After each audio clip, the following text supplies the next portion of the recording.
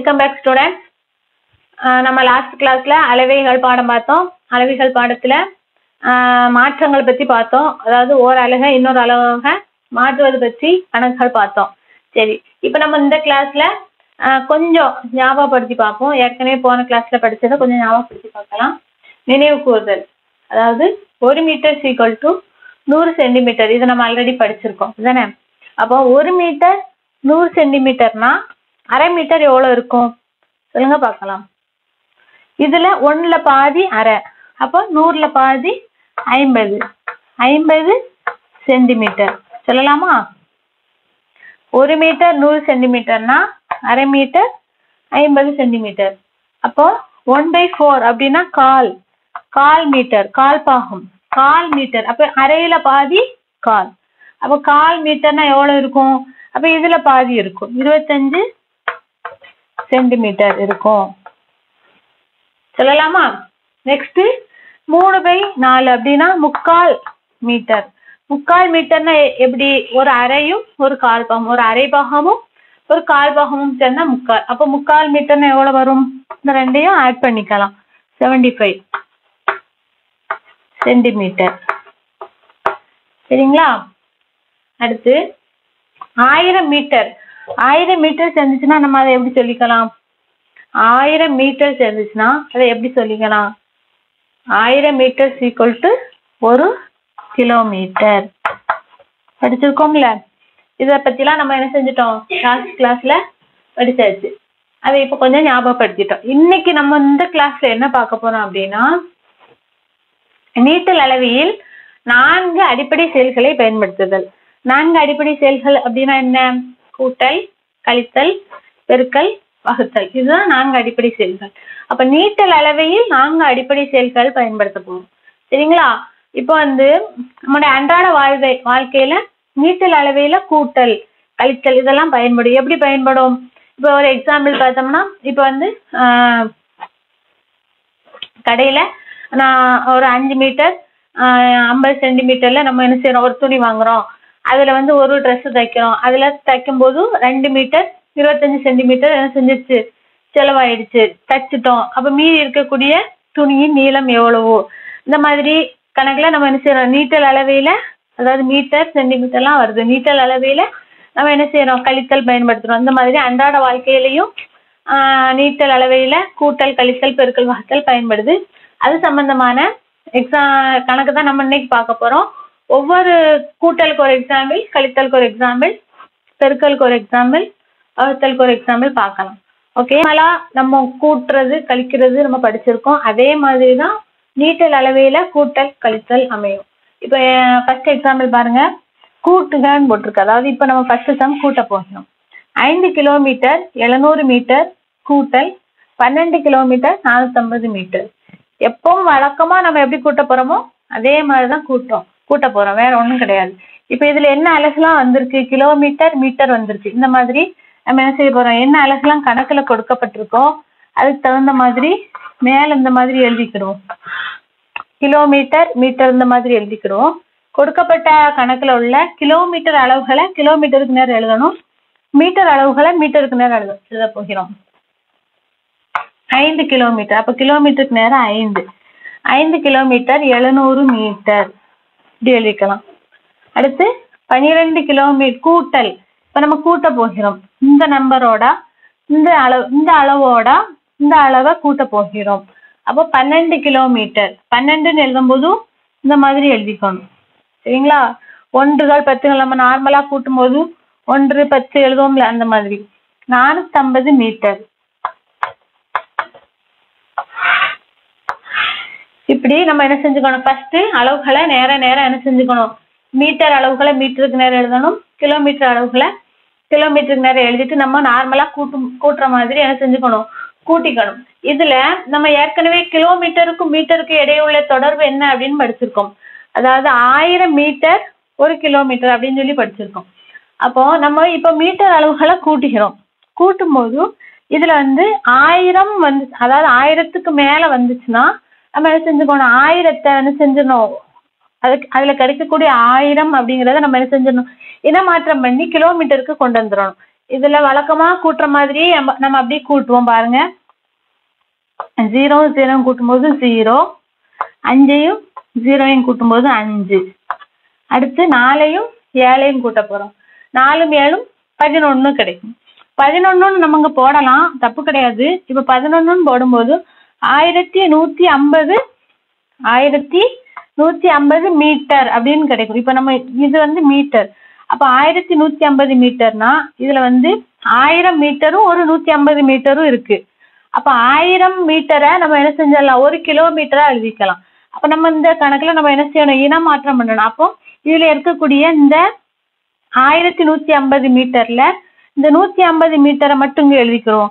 மீதி இருக்கக்கூடிய 1000 மீட்டரை இனமாற்றம் பண்ணி அதை வந்து 1 kilometre, 1000 metre equal to 1 kilometre. அப்ப இனமாற்றம் பண்ணும்போது அதை கிலோமீட்டர்ல நம்ம எழுதிக்கலாம். வழக்கமா நம்ம போடும்ல கிலோமீட்டர்ல அந்த ஒரு 1000 மீட்டரை கிலோமீட்டராக மாற்றி நம்ம கிலோமீட்டர் வரிசையில நம்ம என்ன செய்ய போறோம், கூட்ட போகிறோம். இந்த மாதிரி எழுதிக்கணும். நம்ம நார்மலா கணக்கு செய்யும்போது இந்த மாதிரி தான் பண்ணுவோம்.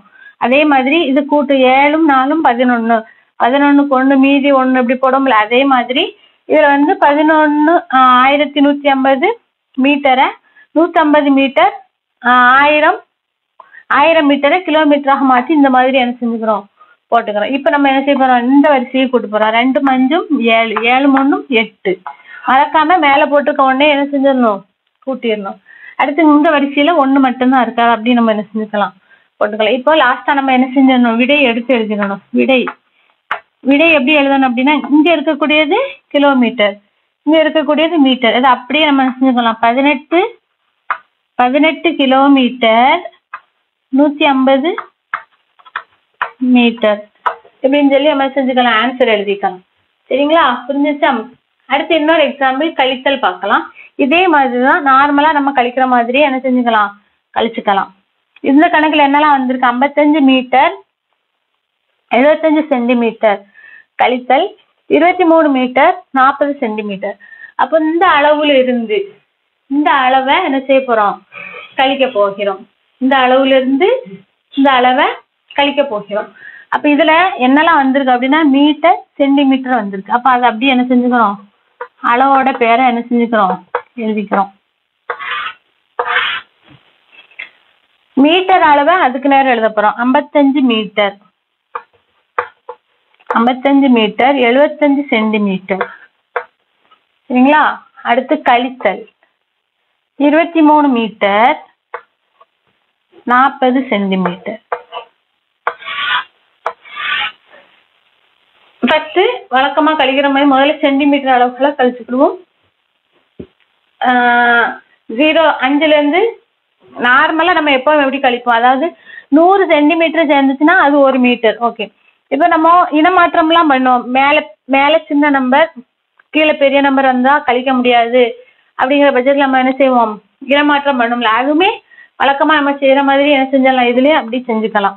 இப்ப 5ல 0 கழிச்சா 5, 7ல 4 கழிச்சுக்கலாம், 7ல 4 கழிச்சா 3. அடுத்து இந்த இதுல 5ல 3 கழிச்சா 2, 5ல 2 கழிச்சா 3. அவ்வளவுதான். இந்த கணக்குல எந்த இனமாற்றமே வரல, அதனால நம்ம என்ன செஞ்சலாம், அப்படியே ஆன்சர் எழுதிக்கலாம். விடை 32 மீட்டர்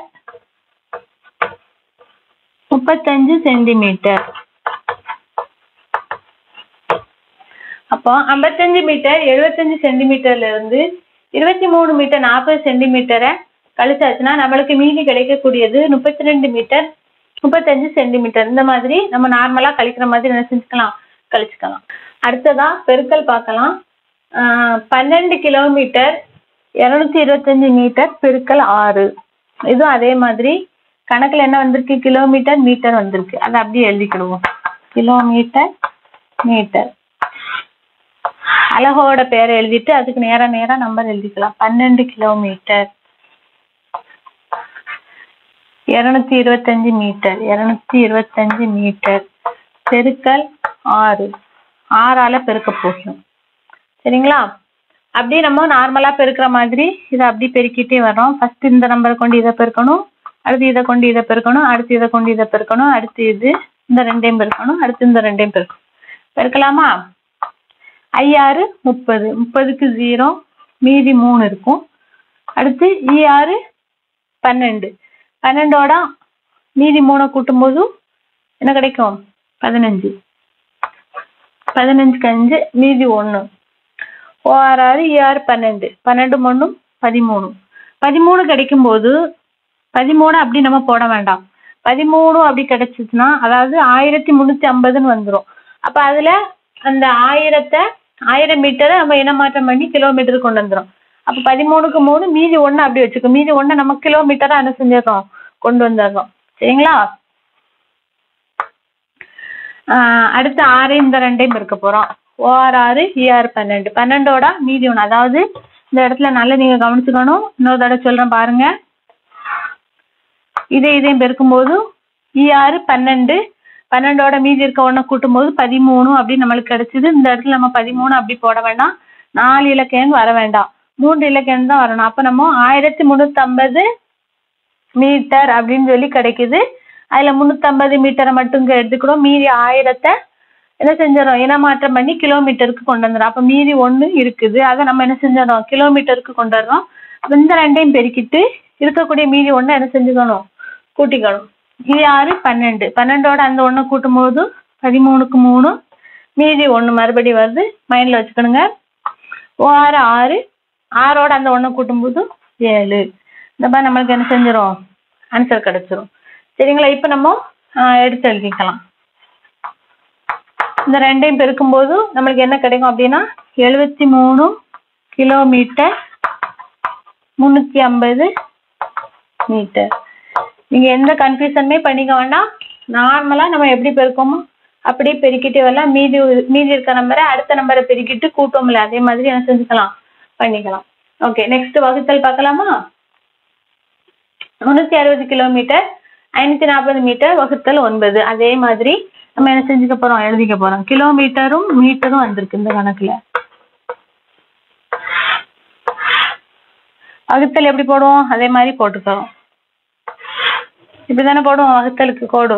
360 கிலோமீட்டர், கிலோமீட்டருக்கு நேரம் 360, 540 மீட்டர், வெளியில 9 போட போறோம். 9 வச்சு நம்ம என்ன செய்ய போறோம்? வகுக்க போறோம். ஃபர்ஸ்ட் 36 எடுத்துக்கிறோம். 36ல எத்தனை 9 இருக்கு அப்படின்னு பார்க்கலாம். 9 9, 9 18, 3 27, 4 9 36, 9 36 அப்படின்னு கிடைக்கும். அடுத்து 36ல 36 கழிக்கும் போது 0 கிடைச்சிடும். அடுத்து ஒரு நம்பர் நம்ம கீழே இறக்குறோம். 0ங்கிற நம்பரை கீழே இறக்கும் போது நம்மளால என்ன செய்ய முடியல? வகுக்க முடியாது. ஒரு நம்பரை கீழே இறக்கிட்டு இந்த நம்பரை கீழே இறக்கிட்டோம். இறக்குன பிறகு இது 9ஐ விட சிறிய நம்பரா இருக்கு, வகுக்க முடியல அப்படின்னா மேல ஒரு 0 சேர்க்கணும் அப்படின்னு சொல்லி நம்ம செஞ்சிருக்கோம், படிச்சிருக்கோம். ஓகே, நெக்ஸ்ட் அடுத்த நம்பரை கீழே இறப்போம். அடுத்து இதை இறக்குறோம். இந்த நம்பரை இறக்கும் போது என்ன கிடைக்கும்? 5 கிடைக்கும். இப்ப 0 5 சேரும்போது 5. இப்போ இந்த நம்பரை கீழே இறக்குன பிறகும் நம்மளால என்ன செய்ய முடியல? வகுக்க முடியல. 9ஐ விட சிறிய நம்பரா இருக்கு. அப்ப நம்ம என்ன செஞ்சுக்கலாம்? இங்கேயும் வகுக்க முடியல அப்படின்னா 0 சேர்ப்போம். அடுத்த நம்பரை கீழே இறக்க போறோம்.